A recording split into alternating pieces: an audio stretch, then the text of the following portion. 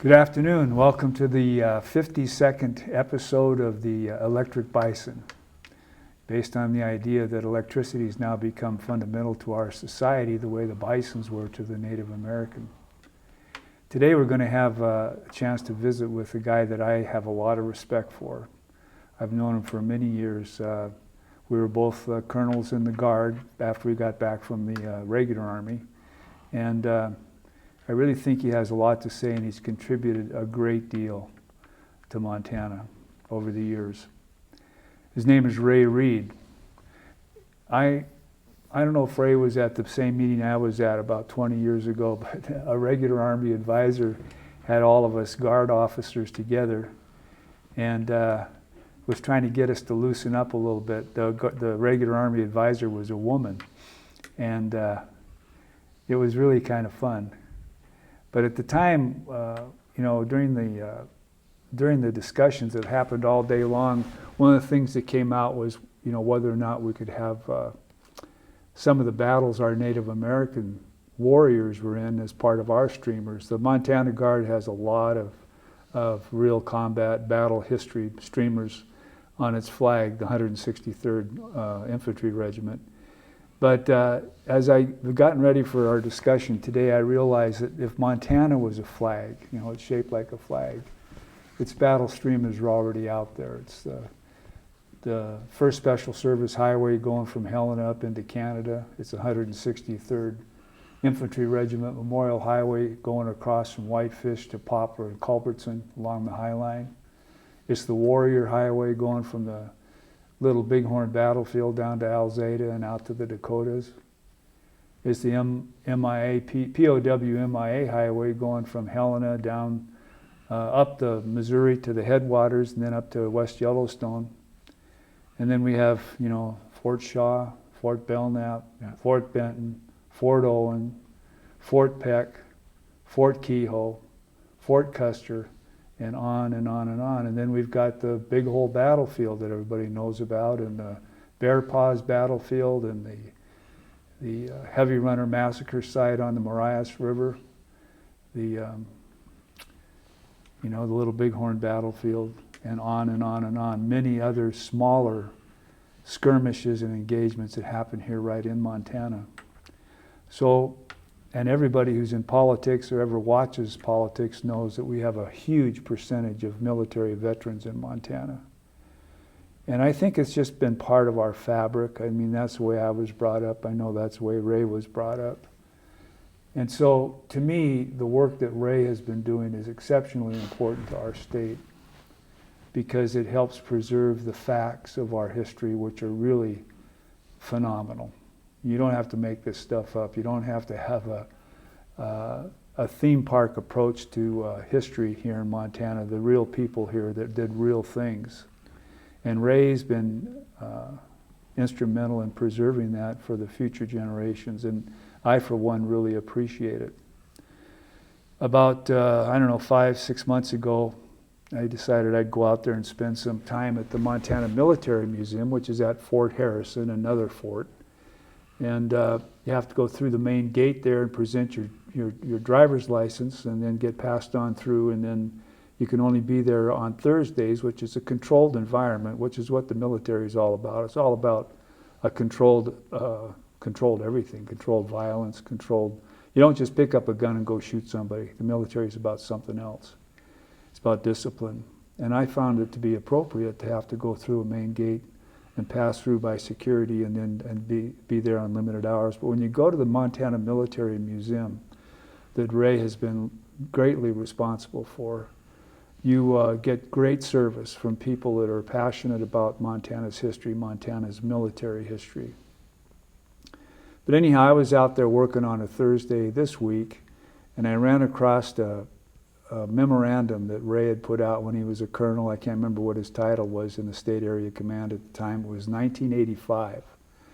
And he put out this memorandum that went to everybody and their duck who was involved with or supportive of history, generals, people at the 1st Special Service Force, people at the Special Forces training, people down at Fort Bragg, a lot of people that have a common interest in Montana and what has happened here, and appreciate what the people from Montana have been through in the different military experiences of our country and our state. And I found it really interesting. I mean, Ray, in 1985, so what's that? That's 40 years ago. Mm-hmm. He put out this memorandum and he said, we need to have a presence. We need to have a presence that the other people can tie into, the people at the State Historical Society with their oral histories, the people at the 1st Special Service Force Association, the people involved with the 163rd Infantry Regiment, and then also an entity that would kind of keep track of facilities, military facilities that are important historically. And that was quite an ambitious memorandum. But you know what? 40 years have passed and Ray's accomplished a lot in that regard. He stayed with it. He's not a quitter. And I want to talk about that kind of thing today generally. He's got a lot of things he wants to visit about. This is not scripted, but this is what it's like when two old broken down colonels get together and BS about military history. So Ray, what would you like to talk about today? Well, you brought something to my attention that I hadn't even thought of for a long time, and that was the reference to the Indian warrior, our Native American warriors. Some people don't like American Indian. Some people like Native American. We're sort of woke in that regard. We change things to make it less, but frankly, they're American Indians. I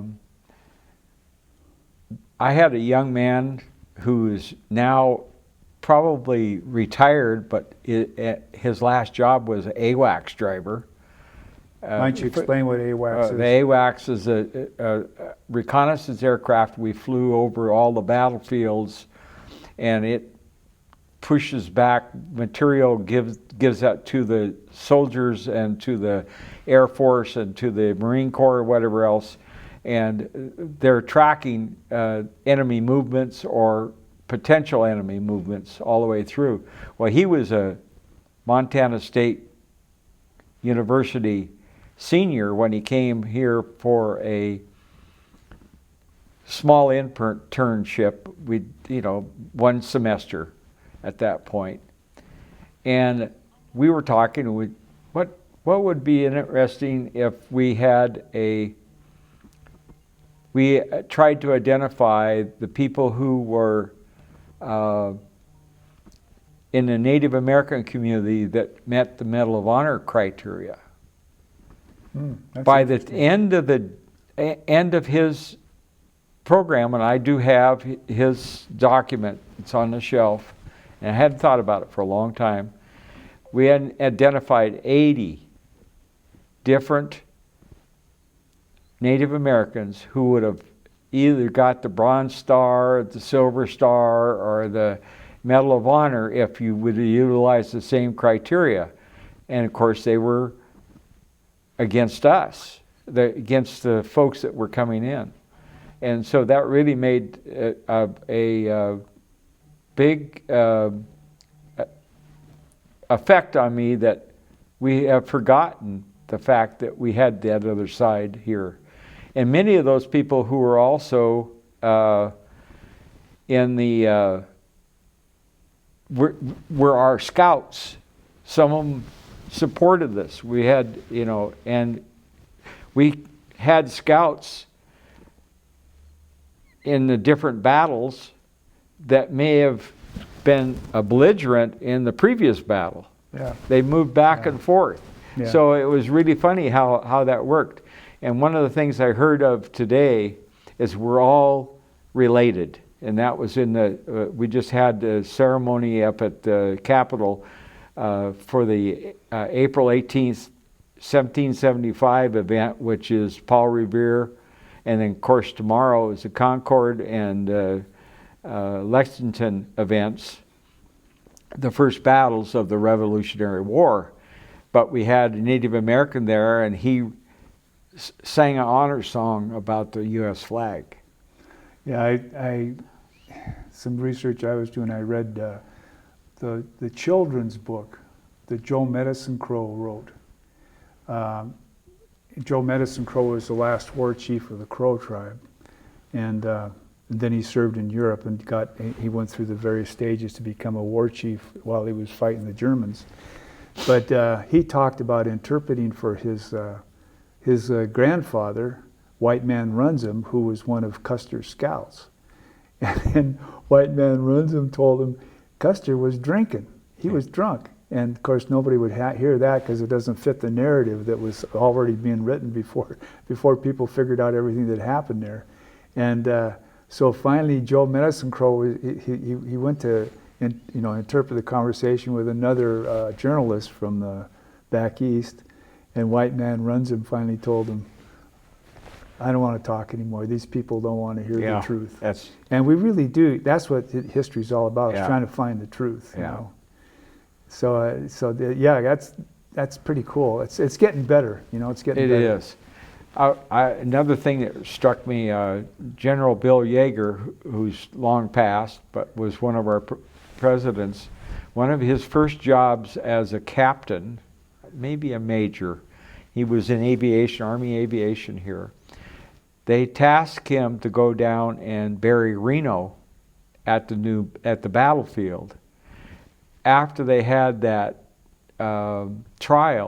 retrial of whether he was guilty or innocent, and they found him innocent, so then they reburied him at the Custer battlefield, and it's all in there. And it was so funny because that started the issue of having a Native American monument at the battlefield. We talked about one side. Why not have the other side in there? So some of the young Cheyenne, they are very familiar with their own history. And you can see where the positions were that they fired from and all that. And they always say, well, who are you going to believe? The ones that are dead or the ones that are still living? That's right. That's the way they look at it. That's right. And so, anyhow, Ray, I honestly think, I'm not blowing smoke, I think you've done a great job. And it's obviously your life's work. But what happened, it's a lot of the people that you sent that memorandum out, you've outlived them, they're all dead. I was just talking to Hal Stearns today. He's nearly 85. Yeah. He's headed to Billings to recognize his past bride, his wife, for her educational push, and he's part of the 250th commission here in Helena. And he asked me, and he says, geez, I have been around the museum for a long time. Well, he was our vice president for a long time, and then when he left the system, he moved back to Missoula, and they got so busy in Missoula, so we just didn't see him much. So he's invited himself and his crew back to participate at the museum again. I said, all great. It's all great. Never bad. You'll never forget what it is, and you'll see the growth we have in that museum. It's all about our volunteers, because we do not pay staff out there. We ask for volunteers to come, and we'll find somebody that's really excited about this aspect. John, you're one of them. I asked you to take a look at the 163rd stuff that we had taken off of the third floor of the Soldiers and Pioneers building, which is part of the new Heritage Center up there. We had to remove our stuff because they're remodeling in the inside, and they had to do some remediation stuff. You're finding items that rediscovered the items that somebody had already discovered, right? Well, yeah. One of the things I'm enjoying a lot, and the time goes by. It's only 4 hours a week, but some of the guys that we're replacing, I mean, they were old, now they're dead, that did their best to try to find out what happened in what company in the jungle in New Guinea, what was right, trying to get it down, and their correspondence going back and forth, trying honestly to preserve what really happened, because the truth is always stranger than fiction. And I had a neighbor up in Butte, John T. Shea. He was on the 7th Infantry on Okinawa. And he came back to Butte. He's a Butte guy. And he gets off after the A-bomb gets dropped, he comes back, and right behind him getting off the Admiral Mayo was the name of the troop ship that he was getting off the front of. And he couldn't go through the middle, that was off limits. But some guy getting off the back of it came down the gangplank behind him. They'd come clear across the Pacific from Hiroshima together. And he says, he turned around, and the guy says, God, he'd been in the jungle the whole damn war, and he looked like hell. And it was another Montana guy, and he goes, his name was Hawk. He says, I think it was Tommy Hawk. He was Indian. Tommy Hawk. And he goes, man, that guy was messed up. And he says, he spent his whole war in the jungle.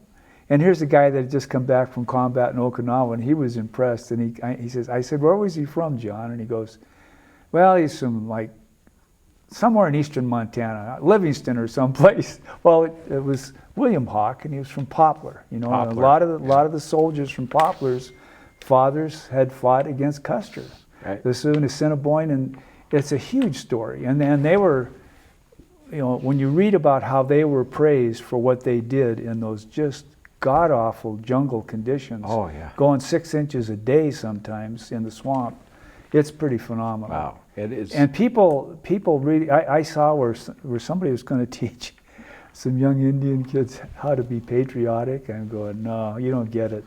You got to learn from these folks. They've learned, they've done a lot, and so I find it really interesting. I think of all these other things that have come up. Yeah. John T. Shea. He was a ropeman on the hill in Butte, but he had a saying. He was always involved in the Elks and the retired Anaconda employees, all that kind of stuff. But he said, you're always going to find somebody that claims that they won the whole damn war by themselves. He says, you're always going to find people like that. And you are. That's human nature. But when you got 600 or 700 or 800,000 veterans, that's a very small number. Most of the people that actually have had an experience keep quiet, but they do deserve to have it preserved accurately, you know. And we figure there's between 225 and 250,000 veterans that have come out of Montana since probably territorial days. Yeah. And the first time we ever recognized veterans was at the Battle of the Big Hole. And that was part of our Montana militia went down there to serve with the active army that was trying to chase Chief Joseph and all the bands around. And a lot of people say, well, that was a Chief Joseph thing. Well, you know what they did? They had 7 or 8 sub-chiefs. And they would go for 5 days, and then they'd say, you take it. I'm going back in here and relax a little bit. So now they had a new commander, and they kept moving these commanders around, so you never knew who was really there. Yeah. But when they went through the Bear Paw battlefield, Chief Joseph was back in charge, and so he took the surrender after the White Eyes came and just pummeled these people to death up there with howitzers and stuff like that. Yeah, I saw where Looking Glass got killed. I walked through over that battlefield. That battlefield is so. If you ever get a chance to go to a battlefield that makes you feel, that one does. Yeah, no, and I especially if it's about 5 o'clock in the evening, you stand there and you listen to those the voices coming out of those hills. Yeah, they're there. Well, going through those papers, there was another bunch to do with territorial Montana, the forts and all there's forts that I'd never even heard about. Yeah. But there was one set of records that showed who in the I used to command Troop G for I don't know 5 years, I guess, down in the Bitterroot. So these are the predecessor people for my Cav troop, or I was deputy XO for the Troop G. But anyhow, you could see where they actually signed out stuff at the Stevensville store, and that's what they did for logistics and who bought what and what they used it for, and all the names. I mean, there were names that I had in my Cav troop. Yeah, you know, so that was the late 1800s, and and I had it in the late 100 years later, you know. Yeah, I think it's really important, and if nothing else, to preserve the documents so that the next guy, after you and I are pleasant memories, can come and take it and do something with it. What we've been finding out lately is that families are trying to discover their soldiers in their families. And a lot of times the soldier was very closed-mouthed about telling the family what happened. Yeah. And once in a while they'd open up. But a lot of times they wrote diaries and stuff like that, but those diaries never really showed. Well, we dig through this box, we find a diary. Yeah. You read that, and it may be only 5-6 pages. You know, they got a good start, but they never finished it. But if you look at all those good starts, you can really see a story coming through. Yeah. Oh, yeah. And a good writer could run with it. You could pull with those. And just think, those World War II, that World War II generation came back and became our legislators. They became our governors. We had 4 governors in that group.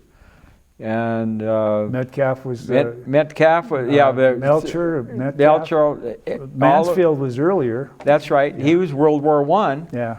But he always carried the flag all the way through his whole process. And he's buried as Private First Class Michael Mansfield, Montana, at the Arlington. And that's when we named the first road, Interstate 15, from the southern border to the northern border, is named for Mansfield. And we had to go to the Mansfield family to ask them if they would give up the peace between Helena and the Canadian border for the 1st Special Service Force. And they said yes, they would do that. And so we're still trying to recognize people, and we get a lot of different folks that are just trying to find their roots. Yeah.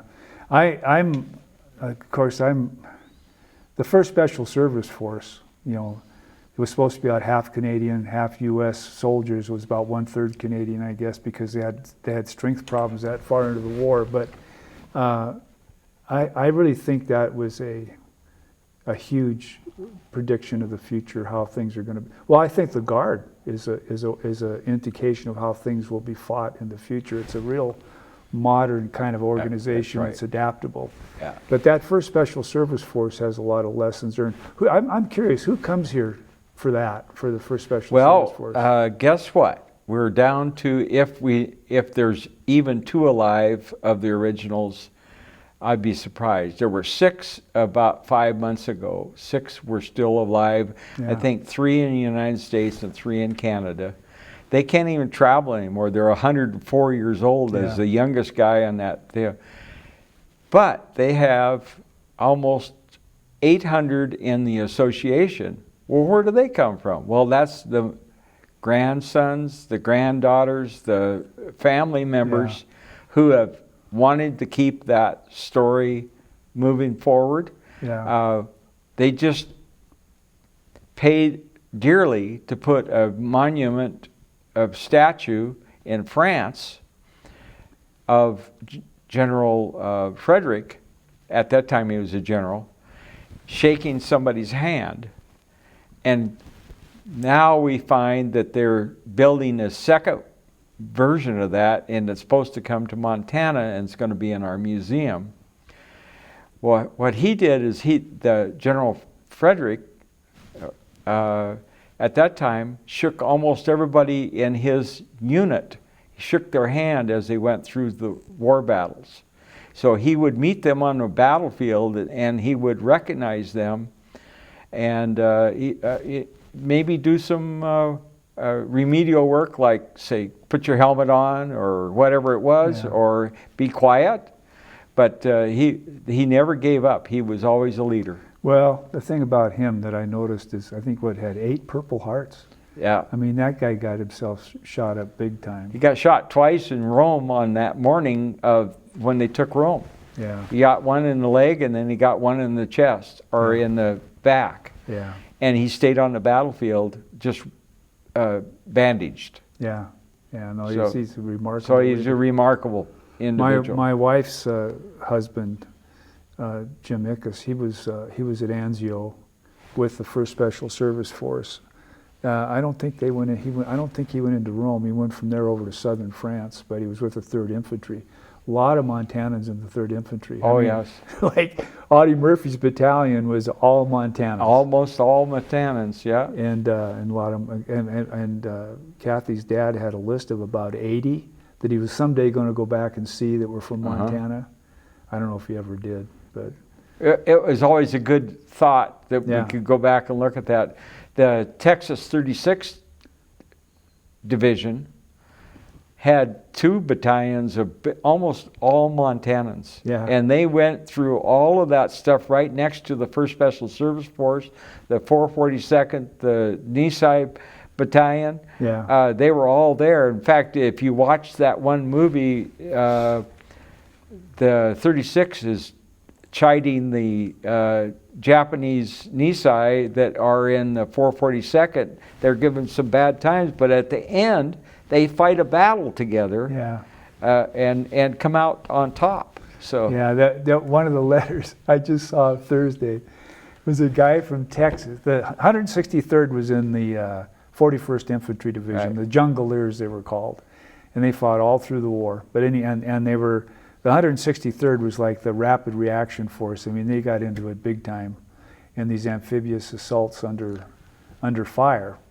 But there was a guy in the Jungleers that got to know the Montanans, and I got a piece of his letter. He's from Texas, and he goes, "Man, you guys must have had like some of my relatives must have come up there because you guys are an awful lot like Texans." He says, "If I could choose another state to live in, it would be Montana because I like you guys." And that's the kind of stuff that's fun to see, you know, really heartfelt stuff. Well, we're stepping out again this year, just so we don't forget this. We have the 26th annual Montana Military Museum Wine Fair, and that's our only fundraiser we do, other than anybody wants to become a member or if they want to do a direct donation. But the only funding that we receive right now is through the wine fair, and we average between $10,000 and $15,000 a year. We only spend about that. We spend about $28,000 a year just maintaining the buildings and exhibits out there, and trying to buy new stuff that fits and conserve material like you're working through right now. Hopefully we can conserve some of those. We found John has found 2 or 3 items that I've actually turned into wine fair items. One of them was USS Helena print sketch, black and pen and ink sketch, and we just put it in a frame, and so it's going to be in the auction. But if he hadn't been digging through one of those boxes, we would have never seen it. We didn't know it was there. It was laying in the bottom or whatever it was. I tell you, there's some. I'd be inclined to be a 5-finger bandit, but I've not taken anything. But there's some great stuff there. Oh, yeah. There's a map I unfolded the other day that was because we fought alongside the Australians. The Australians had this map and must have handed it off to our guys when they first flew over from Australia, and showing, old Jap camp, this, that, and the other thing. But the map is like a really cool map of New Guinea and Guadalcanal, all that area where the first battles against the Japanese were fought in World War II under MacArthur. And I thought, but it's so valuable as a map, They didn't have a lot to work with. No, and we have a map out at the fort that came out of that 3rd floor. It had been sitting in the back, and I always wondered why that map sat back there. It's on a big piece of board.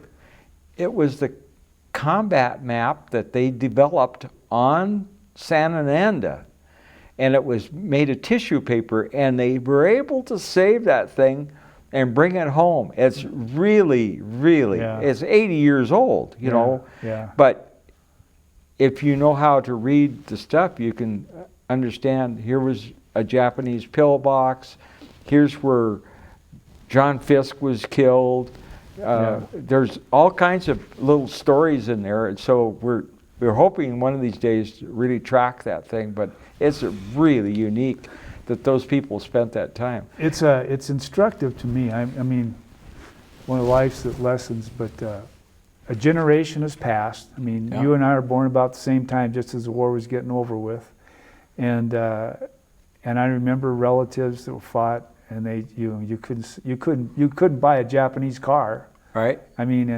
you really couldn't. It was like the worst thing. And now that's of course changed. They're all over the place, and life has gone by, and I got a daughter who just loves going to Japan. You know, I probably not make it myself, but she loves the Japan, and I'm thinking, well, that's great that the generational thing has taken over. Yeah. And somehow that's gotten behind us. But I'll tell you what, that war was just brutal. I mean, it was bad. Yeah. And Fisk is the one that got cooked and eaten, wasn't he? Yeah. Yeah, and he was. There was a lot of that on the battlefield. We starved the Japanese to almost to death. Yeah. And the few that went off that battlefield, I mean, we killed a lot of them. We captured a lot of them, but there are very few that got off on that ship to get off that area. And many of the commanders of the Japanese, rather than address their loss, killed themselves. Yeah. You know, they did suicide. They did a suicide thing, and so they just stayed there. And he said, "Oh, we'll die with our troops." And yeah, there was a. I mean, it's really. I mean, I've seen a lot of military stuff, but there's a little book in there. It's all scribbled up. That's in with the correspondence, and it would have been something. If I was that age in that war, I would probably have published it, based on the experiences of the Montanans, because they were so early. They were the first people to defeat the Japanese, and with the Australians, alongside the Australians. But they show how the caves are always set up. They show how you pour gasoline down get them all in there and burn them up. And it's just it's like, this is like the how-to book of hard lessons learned the first couple months of fighting. That's right. And then it was carried on later. Right. Yeah, and and the people who went on to occupy Japan, the 163rd actually did occupy Japan after the battle. They actually occupied one of the atomic bomb sites. Yeah, Hiroshima. And so they were standing in radioactivity along with the Japanese that were already there. So we don't know how many of them got irradiated or along that line. But one of the things you read in some of their later journals is they said how sweet the Japanese population was after they settled the war, how well they accomplished being together. Yeah. And there was no animosity for the most part. The Japanese were very good at coming up with niche things, like making items for them to take home, cutting their hair, whatever it was. Yeah. They were very good about that. They just took life on. Yeah. And many of the Americans that were in the occupation have a different thought about the Japanese, but the ones that had met them on the battlefield and only on the battlefield, it was hard. Yeah, it was hard. They did not like Japanese. They did not like it. Yeah. Because they were a tough enemy. Yeah. One of the things I noticed, his name was Burns, I think. He talked a lot about what he saw at Hiroshima, the piles of ashes, and then he went back later when it became a beautiful city. But he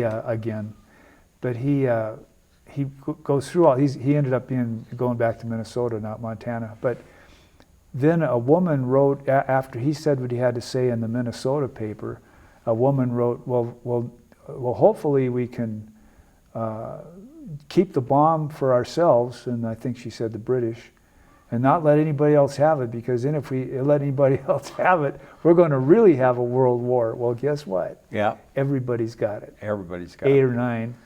And that's what we're dealing with Pretty hard now. not to, the technology's almost clear down into the third and fourth world countries now. So, and of course, Montana's history, military history, is the Ace in the Hole flight over at over by Stanford, and or over by not Stanford, just southwest of Great Falls by what is it?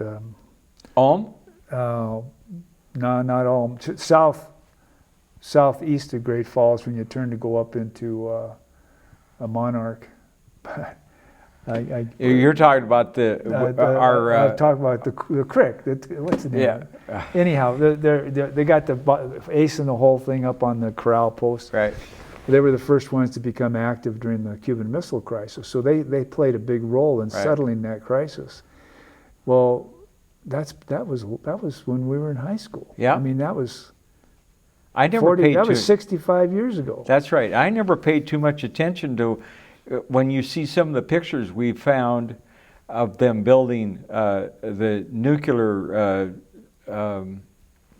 shelters for the missiles, and how deep they are, and how much the amount of money that they spent putting that together, and now they got a 12-year project to replace it.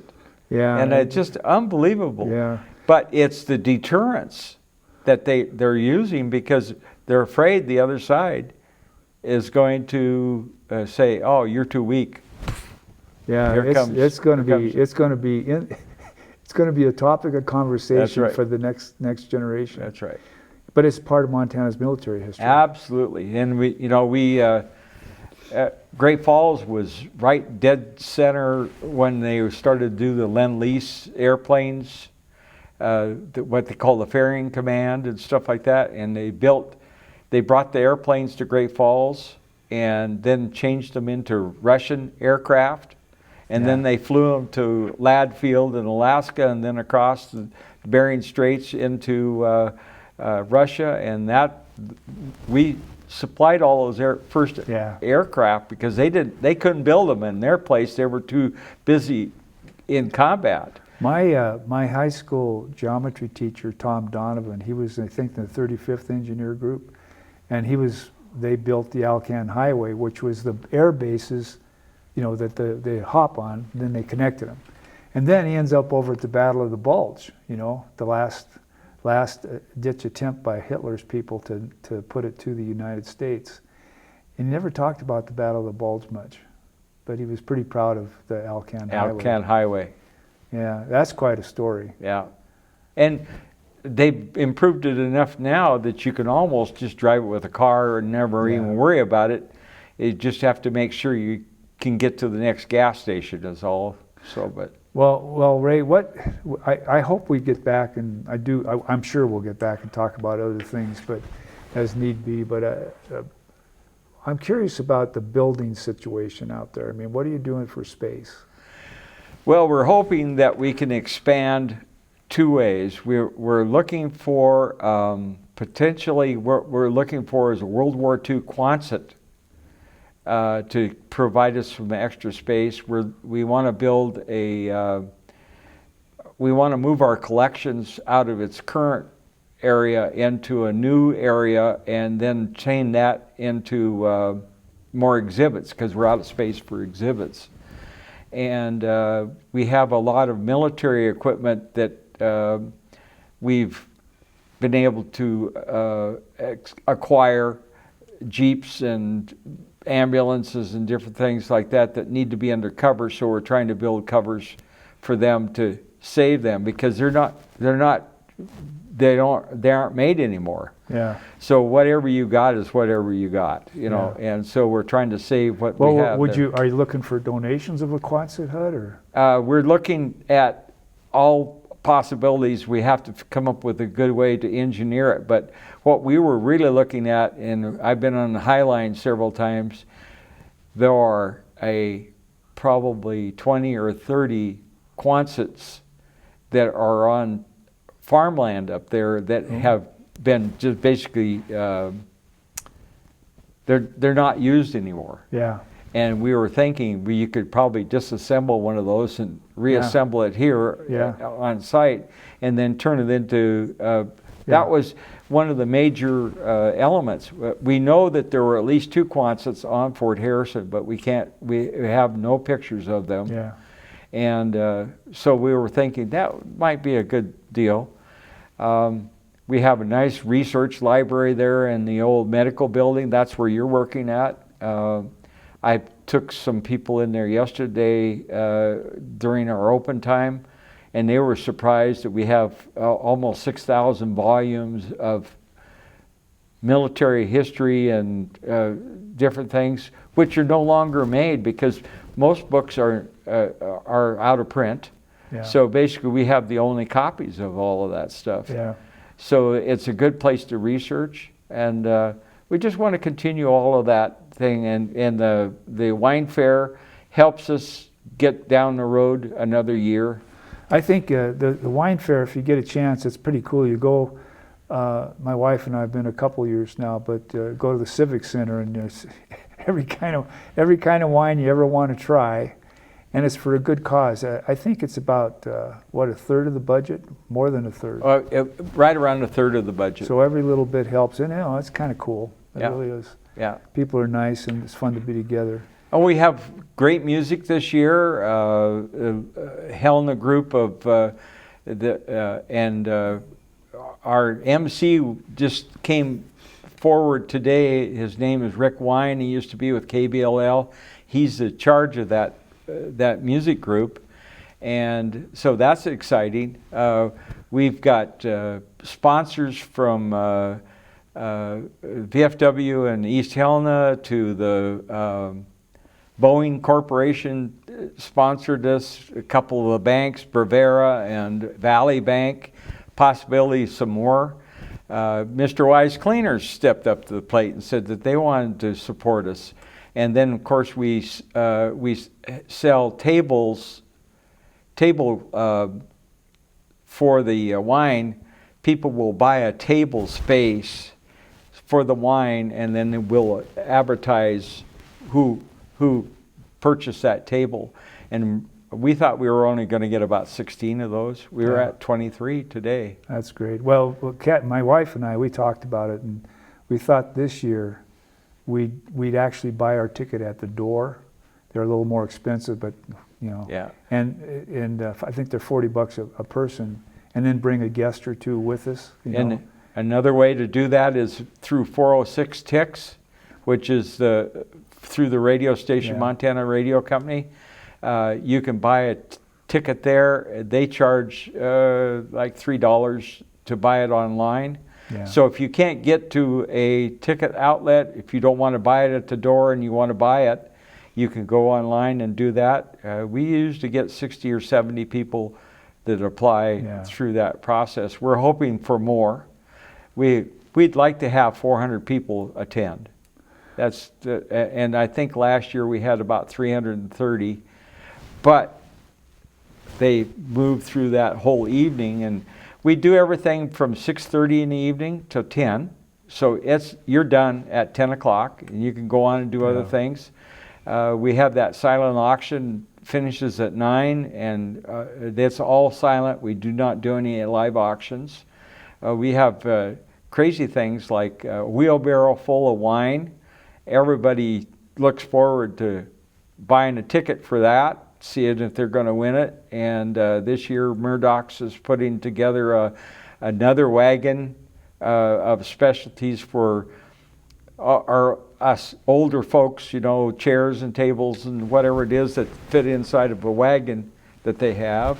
And we've got a diamond ring coming from one of the diamond sellers here in town. It's going to be it's a very expensive ring. So you got a chance at $1 or a couple dollars to throw your ticket in there, and you might be the winner. And of course, the other thing that we've done is we have the wine wall, we have the mystery bottles, and so you have to buy the sack, but you don't know what's in that sack. So those are always a lot of fun, and they're all good wines. They're provided by Gusto Distributing. They provide all the wines for us, all the product. Wow. So like that. That's cool. So we work with them on it, and this has been their 15th or 16th year that they've done it for us. So it's exciting. It's just a 4-hour event that we do once a year. Lots of work. I bet you we've got 300 hours of planning in it right now to get 4 hours off at the Civic Center. And the Civic Center is doing great for us. It's wonderful. Well, it's a big deal. I just can't overemphasize how important a military museum is.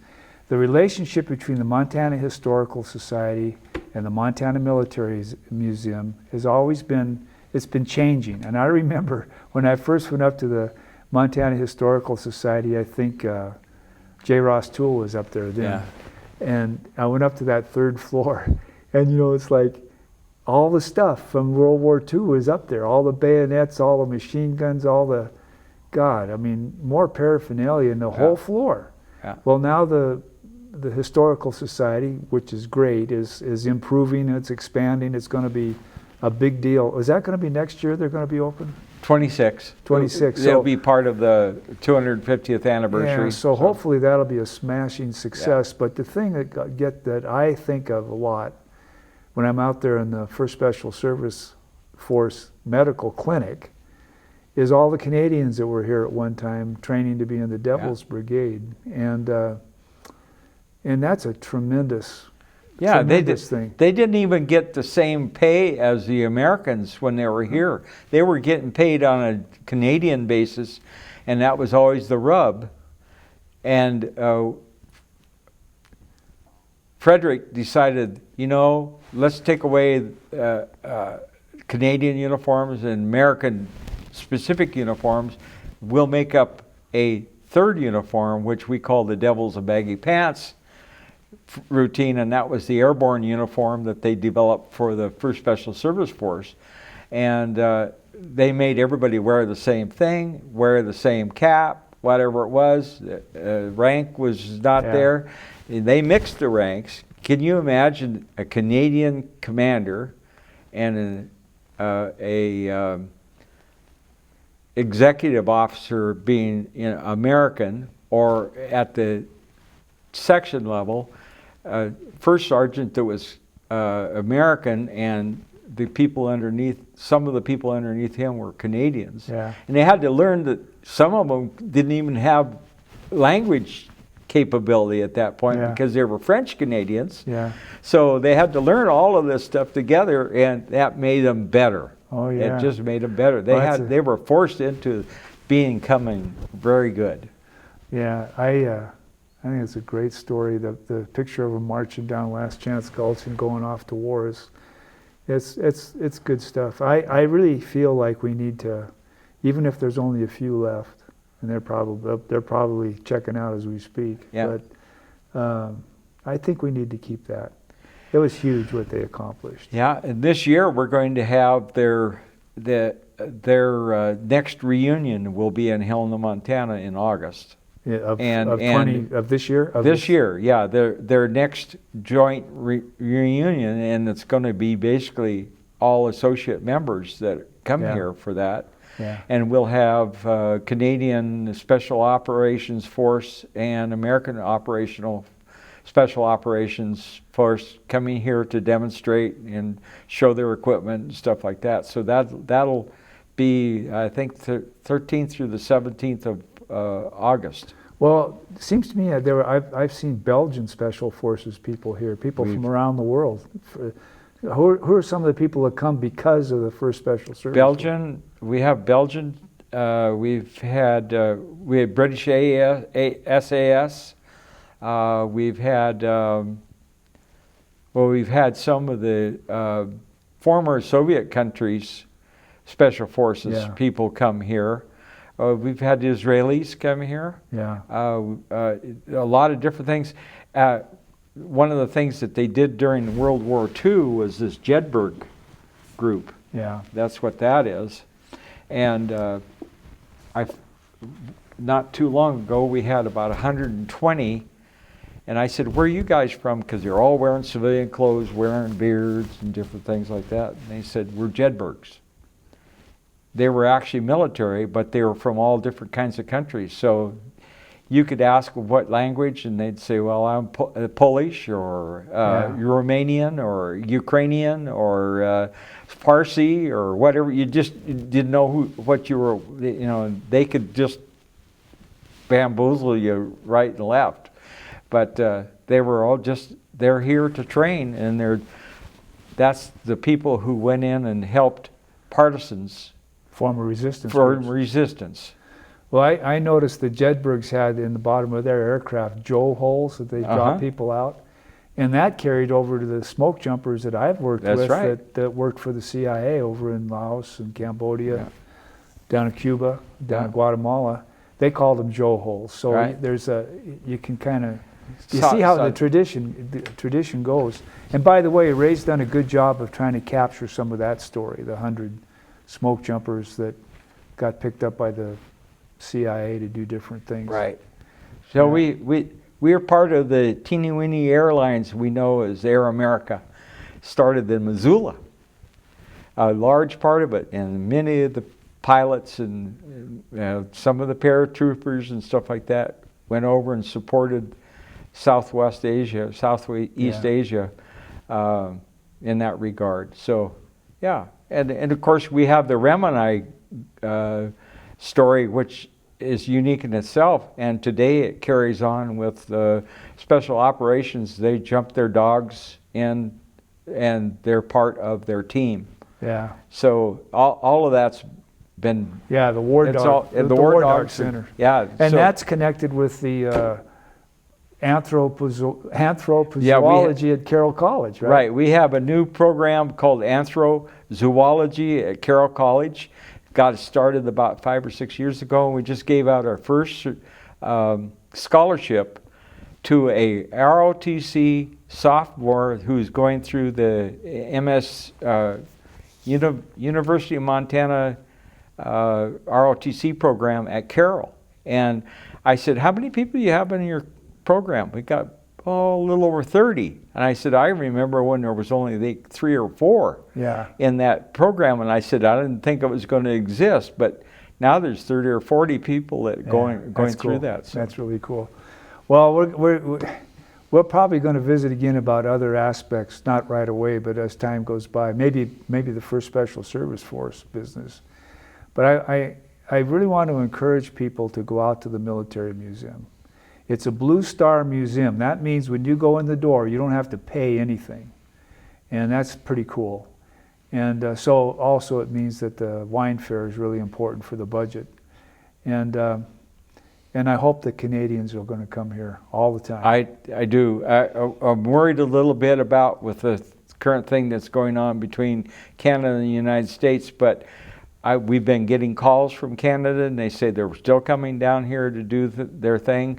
So maybe it's pushing some people away, but our veterans from Canada are going to come, and their families of the people that were here and trained. They're coming all the time, and we're expanding as much as we can to get stuff back and forth between Canada and here. So, well, Ray, you're a pretty special guy, and I'm telling you, everybody, if you're going to go to the museum, go sooner than later, because he's getting older. We both are, and he's extremely valuable. He knows a lot. Thank you very much.